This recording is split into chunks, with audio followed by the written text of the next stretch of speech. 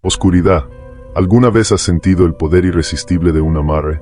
Ese embrujo que promete unir dos almas para siempre, pero que a veces trae consigo consecuencias inimaginables.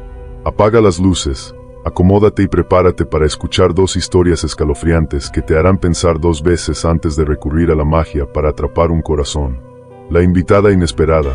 Era una noche cálida cuando celebraba mi cumpleaños rodeada de amigos y música. En medio de la fiesta, apareció una mujer desconocida, una amiga de una amiga, supongo, y se acercó con una propuesta que cambiaría su vida para siempre. Mi amiga dice que haces amarres, y necesito tu ayuda, susurró con urgencia en sus ojos. Le sonreí y le pedí que volviera al día siguiente. Así fue, la mujer regresó, y me contó su obsesión con un joven de apenas 18 años. Ella, a sus 38, estaba decidida a tenerlo solo para ella. No me importa lo que pase, declaró, ignorando mis advertencias sobre las consecuencias que un amarre podría traer. Preparé un polvo especial, el polvo del amor, y le di instrucciones claras, solo media cucharada en su bebida. Pero en la fiesta, bajo la luz pálida de la luna llena, la vi añadir 2 cucharadas completas en su vaso. Cuando intenté detenerla, me fulminó con una mirada. Asumo las consecuencias, murmuró, como una sentencia. El hechizo fue inmediato. El muchacho quedó hipnotizado, sus ojos solo para ella. Pasaron la noche juntos, envueltos en una pasión artificial e imparable. Pero la semana siguiente, me llamó desesperada. No lo soporto más, confesó. Está obsesionado, celoso, incluso de mis propios hermanos. La advertí, pero no quiso escuchar.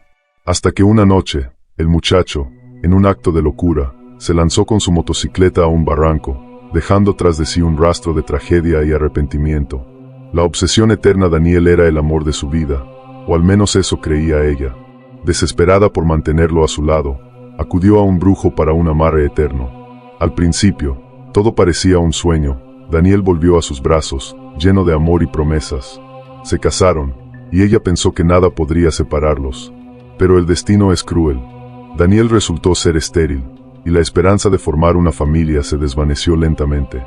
Lo que comenzó como una relación idílica se convirtió en un matrimonio tenso, marcado por discusiones y silencios pesados. Las noches en vela, las miradas vacías y la amargura comenzaron a reemplazar la pasión que alguna vez compartieron. En medio de la desilusión, conoció a Eros, un hombre que la hizo sentir viva de nuevo. Su risa era una melodía que la envolvía, su toque despertaba en ella deseos olvidados. En cada encuentro secreto con Eros, encontraba la libertad que el amarre había sofocado. Decidió abandonar a Daniel, pero él no la dejaba ir. Su amor no era natural, no era libre. Era una obsesiva cadena que lo mantenía aferrado a ella, incluso cuando su corazón ya pertenecía a otro. Desesperada, volvió al brujo, quien le reveló la verdad. Este amarre es irrompible. Lo ata a ti más allá de la muerte. Los días se volvieron insoportables. Daniel la seguía con la mirada ausente pero posesiva. La noche era un tormento. Él susurraba su nombre en la oscuridad, le tocaba el cabello con una ternura aterradora. La comida sabía a cenizas. Su hogar se volvió una prisión sin muros visibles. Cuando intentó huir, Daniel la encontró y la abrazó con una fuerza desquiciada, murmurando que nunca la dejaría. Sus ojos estaban vacíos, su piel fría. Ella supo que el hombre que había amado ya no existía, solo quedaba el cáscara de un ser encadenado por la magia oscura. Pero la desesperación la llevó a lo impensable. En una noche fatídica, durante un forcejeo brutal, empujó a Daniel contra una pared. Un viejo clavo oxidado, salido de la madera podrida, perforó su nuca. La sangre manchó sus manos mientras observaba su cuerpo desplomarse. Con el corazón acelerado, huyó sin mirar atrás, creyendo que por fin era libre. Los años pasaron y su vida con Eros pareció perfecta. Dio a luz a un hijo, y al principio, el niño se parecía a su padre. Pero conforme crecía, algo en él cambió. Su mirada oscura, sus silencios perturbadores, su risa que resonaba en la noche como un eco de otro tiempo. Su voz, en ocasiones, adquiría un tono inquietantemente familiar. Los objetos comenzaban a moverse solos en la casa. Las luces parpadeaban cuando el niño se enojaba. Soñaba con Daniel todas las noches, hasta que un día, al despertar, su hijo la miró fijamente y con voz grave susurró: «Te lo dije, nunca te dejaría». Hoy, vive atrapada con el fantasma de su esposo en el cuerpo de su hijo. Un recordatorio eterno de las consecuencias de jugar con la oscuridad. Un castigo que la condena a amar, temer y huir de la misma sombra que ella misma invocó. Era una mañana fría y gris, extrañamente lluviosa para ser diciembre. Doña Cuca, una anciana de mirada inexpresiva y manos huesudas, montó su puesto con prendas inusualmente elegantes y asequibles. Las revendedoras no tardaron en abalanzarse sobre sus ofertas, pero había algo en aquella ropa, algo que nadie pudo percibir en un principio. María, mi mejor amiga, quedó fascinada con una blusa de tela fina y bordados hermosos. «Mira, Irma, es casi nueva y la pagué por nada», me dijo emocionada. Pero al tomarla en mis manos, un escalofrío recorrió mi espalda. La tela tenía un olor agrio, como humedad vieja, como algo que había permanecido enterrado por años. Aquella noche, en una fiesta, María lució su blusa nueva, pero con el paso de las horas su rostro perdió color. «Me siento agotada, como si algo me absorbiera la energía», me dijo con voz temblorosa. Días después, no se levantaba de la cama. Su piel estaba pálida, sus labios resecos. Ningún doctor podía explicar su malestar. Lo más aterrador fue descubrir que no era la única. Otras mujeres del tianguis que habían comprado a Doña Cuca sufrían el mismo destino. Todas sentían un cansancio inexplicable, una pesadez en los huesos, un vacío en el alma. Mi instinto me llevó a investigar. Una tarde, al seguir a Doña Cuca, llegué hasta una vieja casona en ruinas, rodeada de un panteón descuidado. Entre los escombros, una sombra oscura parecía vigilarme. En el patio, un montón de ropa apilada se meció con el viento y, por un instante, juro que escuché un susurro salir de aquellas prendas. Fue entonces cuando comprendí, la ropa no era simplemente usada, pertenecía a los muertos. Doña Cuca y su misteriosa amiga, Imelda, robaban prendas de tumbas olvidadas. La energía de los difuntos permanecía impregnada en cada fibra, buscando aferrarse a un nuevo cuerpo. Al usarla, los vivos se debilitaban, drenados poco a poco por almas que anhelaban regresar. No era solo un rumor. Las ancianas conocían bien los efectos de cada prenda, sabían a quién pertenecieron y cómo la muerte había atrapado a su dueño. Decían que la energía de los difuntos podía adherirse a aquellos con el corazón roto, a los que ya cargaban tristeza. Bastaba un simple contacto, un roce de la tela contra la piel, para abrir la puerta a algo imposible de contener. Horrorizada, confronté a Doña Cuca. «No es mi culpa», susurró con su voz ronca. «Algunos mueren sin descanso. Su esencia queda atrapada en lo que dejó atrás, y alguien debe aprovecharlo». Su sonrisa me heló la sangre. Me habló de una blusa de encaje que había pertenecido a una mujer que se arrojó a un río tras una traición, de un abrigo que había resguardado a un anciano cuyo corazón falló en plena madrugada. Prendas que llevaban consigo las emociones de quienes las usaron hasta el final. Desesperada por salvar a María, seguí las indicaciones de un ritual que doña Imelda reveló a regañadientes: quemar la prenda maldita bajo la luz de una vela blanca y rezar un rosario. Con el alma en vilo, encendí la llama. La tela se retorció, se oscureció, emitiendo un grito ahogado que solo yo parecía escuchar. Un hedor a carne podrida llenó la habitación. La vela titiló violentamente antes de apagarse. Sentí un escalofrío recorrerme la espalda, y una sombra fugaz se deslizó por la pared, como si algo finalmente hubiera sido liberado.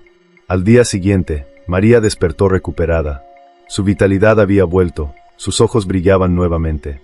Pero doña Cuca desapareció del tianguis. Nadie la volvió a ver. No hubo rastros de su puesto, ni de las prendas que vendía. Solo quedó el eco de su voz, el rumor de su historia. Desde entonces, cada vez que veo un puesto de ropa usada, no puedo evitar preguntarme: ¿de quién fue antes? ¿Qué historias quedaron atrapadas en su tela? Y lo más importante, ¿dónde se fue doña Cuca? Es lo primero que aprendemos en mi pueblo. Aquí no se habla de ciertos temas. No porque alguien lo haya prohibido por ley o decreto, sino porque el miedo se encarga de callar a la gente. Los ancianos son los únicos que recuerdan lo ocurrido, pero guardan sus labios sellados como si de un pacto se tratara. Los más jóvenes, ajenos a la historia, viven sin imaginar el horror que una vez se desató en estas tierras. Yo tenía 15 años cuando todo sucedió. Era 1995 y vivía con mis padres en un pequeño pueblo de Aguascalientes, México. Nuestro pueblo, Colorados, era como cualquier otro: agricultura, ganadería y una vida sencilla, sin sobresaltos, hasta aquel día. Todo comenzó cerca de las 11 de la mañana. 2 niños pastores irrumpieron en la iglesia gritando: con los ojos desorbitados de terror, en el río, habían visto a dos personas brillantes. El padre Andrés, quien en ese entonces dirigía la iglesia, los escuchó con paciencia, creyendo que se trataba de un juego infantil. Pero los niños insistieron, rogaron, suplicaron, y ante su desesperación, el cura, sin mucho que hacer en ese momento, decidió seguirlos. Caminó con ellos hasta el río, un pequeño riachuelo oculto entre campos de maíz y tierras desoladas.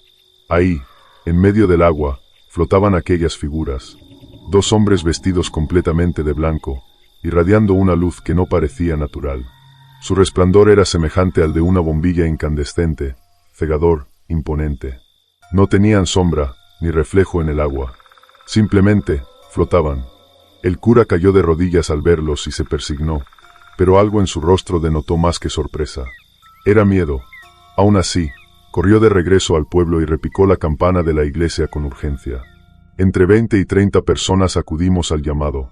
«Son ángeles», murmuraba la gente con devoción, aunque en mi interior, algo me decía que aquello no era divino.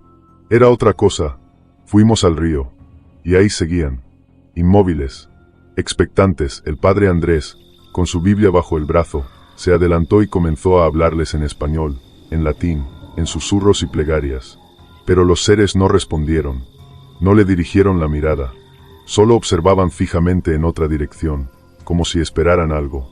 O a alguien. Las horas pasaron. Al caer la noche, el aire se tornó denso y pesado. Algunos rezaban, otros comenzaron a dudar. Hasta que, a eso de las 8 de la tarde, las figuras descendieron lentamente, hasta tocar la tierra con sus pies.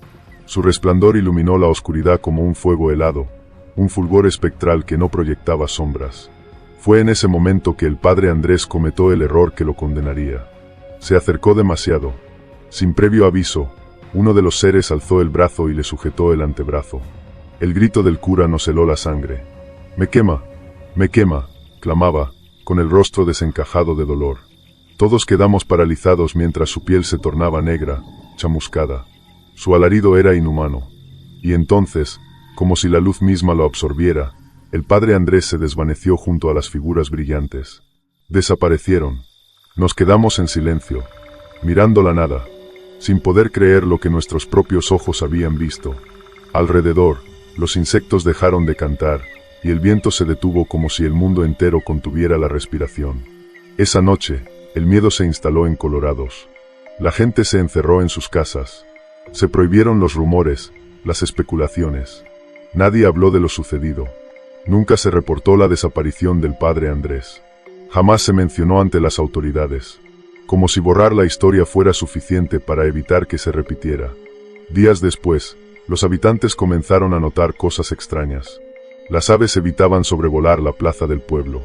Los perros aullaban sin razón aparente. Los espejos reflejaban sombras que no deberían estar allí.